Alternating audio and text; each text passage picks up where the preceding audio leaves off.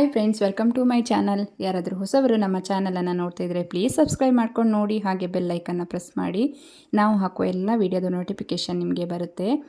ಇವತ್ತು ನಮ್ಮ ಮನೆಯಲ್ಲಿ ಕ್ಯಾರೆಟ್ ಹಲ್ವ ಮಾಡ್ತಾ ಇದ್ದೇವೆ. ಮಕ್ಕಳು ಏನಾದರೂ ಮಾಡಿಕೊಡು ಅಂತಂದರು. ಅದಕ್ಕೆ ಏನು ಮಾಡೋದು ಅಂತ ಯೋಚನೆ ಮಾಡಿ ಕ್ಯಾರೆಟ್ ಹಲ್ವ ಮಾಡೋಣ ಅಂತ ಯೋಚನೆ ಮಾಡಿದ್ದೀವಿ. ಕ್ಯಾರೆಟ್ ಹಲ್ವ ಮಾಡೋದಕ್ಕೆ ಏನೇನು ಬೇಕು, ಹೇಗೆ ಮಾಡೋದು, ನಾನು ಹೇಗೆ ಮಾಡ್ತೀನಿ ಅಂತ ನೋಡ್ಕೊಂಡು ಬರೋಣ ಬನ್ನಿ. ನಾನಿಲ್ಲಿ ಒಂದು 5 ಕ್ಯಾರೆಟನ್ನು ತಗೊಂಡಿದ್ದೇನೆ. ತೊಳೆದು ಬಿಟ್ಟು ತಗೊಳ್ಬೇಕು ಇದನ್ನು.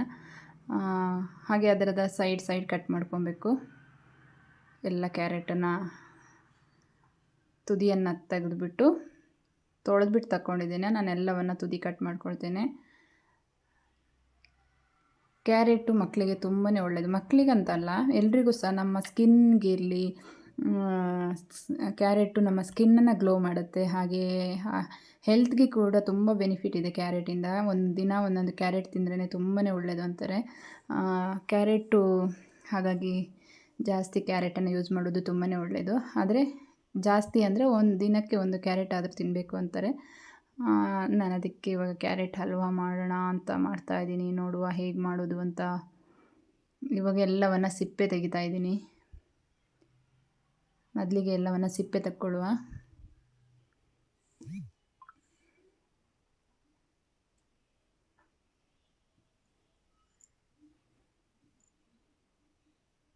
ಇವಾಗ ಎಲ್ಲವನ್ನು ಸಿಪ್ಪೆ ತೆಗೆದಿಟ್ಕೊಂಡಿದ್ದೀನಿ ನೋಡಿ.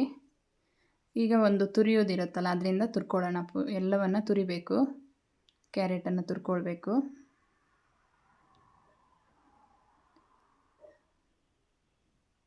ಎಲ್ಲವನ್ನು ತುರಿದು ತಗೊಳ್ತೇನೆ ನಾನಿಲ್ಲಿ.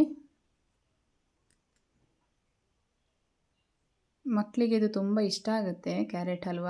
ಸ್ವೀಟ್ ಇರ್ತದೆ ಅಂತ. ಇವಾಗ ಎಲ್ಲವನ್ನು ತುರಿದು ತಗೊಂಡಿದ್ದೇನೆ ನೋಡಿ. ಇವಾಗ ನಾನು ಒಲೆ ಮೇಲೆ ಒಂದು ಬಾಣಲಿನ ಇಟ್ಕೊಂಡಿದ್ದೀನಿ.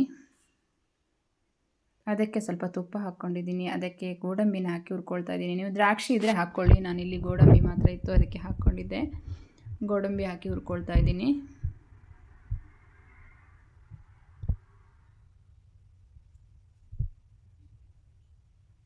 ಇವಾಗ ನಾವು ತುರಿದಿಟ್ಟುಕೊಂಡಿರುವಂಥ ಕ್ಯಾರೆಟನ್ನು ಇದೇ ತುಪ್ಪಕ್ಕೆ ಹಾಕಿ ಫ್ರೈ ಮಾಡ್ಕೊಳ್ಳುವ.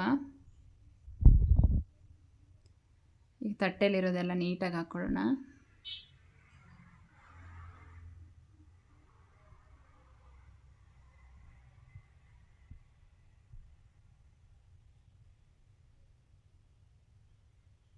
ಇದು ಕ್ಯಾರೆಟು ಎಲ್ಲ ಚೆನ್ನಾಗಿ ಇದಾಗಬೇಕು, ಬೇಯಬೇಕು. ನೀಟಾಗಿ ಫ್ರೈ ಆಗಬೇಕು. ಫ್ರೈ ಮಾಡ್ಕೊಳ್ಳೋಣ ಫಸ್ಟಿಗೆ ಕ್ಯಾರೆಟನ್ನು. ಆಮೇಲೆ ಇದಕ್ಕೆ ಇವಾಗ ನೋಡಿ ಹಾಲನ್ನು ಸೇರಿಸ್ತಾ ಇದ್ದೀನಿ, 1 ಗ್ಲಾಸು.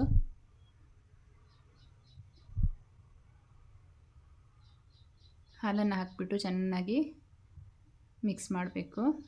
ಇದು ಹಾಲು ಡ್ರೈ ಆಗೋ ತನಕ. ಇವಾಗ ನಾನೊಂದು 2 ಏಲಕ್ಕಿನ ಜಜ್ಜಿಬಿಟ್ಟು ಹಾಕ್ತಾಯಿದ್ದೀನಿ. ಯಾಕಂದರೆ ಏಲಕ್ಕಿ ಪೌಡ್ರ್ ಇರಲಿಲ್ಲ. ನೀವು ಪೌಡ್ರ್ ಇದ್ದರೆ ಅದನ್ನೇ ಯೂಸ್ ಮಾಡ್ಕೊಳ್ಳಿ. ನಾನು ಏಲಕ್ಕಿನ ಜಜ್ಜಿಬಿಟ್ಟು ಹಾಕ್ಕೊಂಡಿದ್ದೀನಿ ಫ್ಲೇವರ್ಗೆ. ಇದು ಹಾಲೆಲ್ಲ ಡ್ರೈ ಆಗಬೇಕು. ಇವಾಗ ಇದಾಗ್ತಾಯಿದೆ. ಇವಾಗ ನಾನು ಈ ಟೈಮಲ್ಲಿ ಒಂದು ಅರ್ಧ ಗ್ಲಾಸಷ್ಟು ಸಕ್ಕರೆಯನ್ನು ಯೂಸ್ ಮಾಡಿದ್ದೀನಿ, ಹಾಕ್ಕೊಳ್ತಾ ಇದ್ದೀನಿ. ಸಕ್ಕರೆ ಹಾಕಿ ಎಲ್ಲವನ್ನು ಮಿಕ್ಸ್ ಮಾಡ್ಕೊಳ್ಳುವ. ಹಾಲೆಲ್ಲ ಡ್ರೈ ಆಗ್ತಾ ಬಂತು ನೋಡಿ ಇಲ್ಲಿ. ಈಗ ಸಕ್ಕರೆ ಎಲ್ಲ ನೀಟಾಗಿ ಮಿಕ್ಸ್ ಮಾಡ್ಕೊಳ್ಬೇಕು.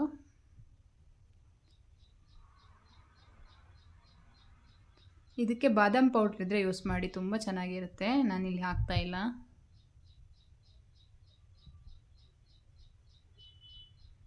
ಇದೆಲ್ಲ ಇನ್ನೂ ಸ್ವಲ್ಪ ಡ್ರೈ ಆಗಲಿ.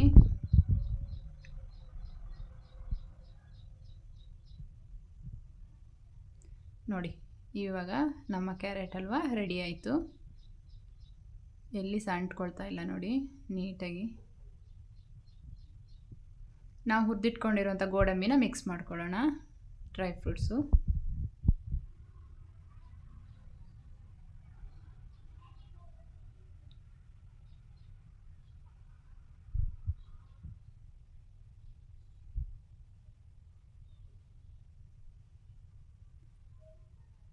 ಓಕೆ. ಫೈನಲ್ ಆಗಿ ನಮ್ಮ ಕ್ಯಾರೆಟ್ ಹಲ್ವ ರೆಡಿಯಾಗಿದೆ. ಇದನ್ನು ಒಂದು ಬೌಲ್ಗೆ ಹಾಕ್ಕೊಳ್ಳೋಣ, ಸರ್ವಿಂಗ್ ಬೌಲ್ಗೆ. ನೋಡಿ ಕ್ಯಾರೆಟ್ ಹಲ್ವಾ ರೆಡಿ. ರುಚಿಯಾದ ನಮ್ಮ ಕ್ಯಾರೆಟ್ ಹಲ್ವಾ ರೆಡಿಯಾಗಿದೆ. ತಿಂದ್ಬಿಟ್ಟು ಹೇಗಿದೆ ಅಂತ ಹೇಳಿ. ನೀವು ಮನೇಲಿ ಮಾಡಿಬಿಟ್ಟು ನನಗೆ ಕಮೆಂಟ್ಸ್ನಲ್ಲಿ ತಿಳಿಸಿ. Okay friends, bye bye, thank you.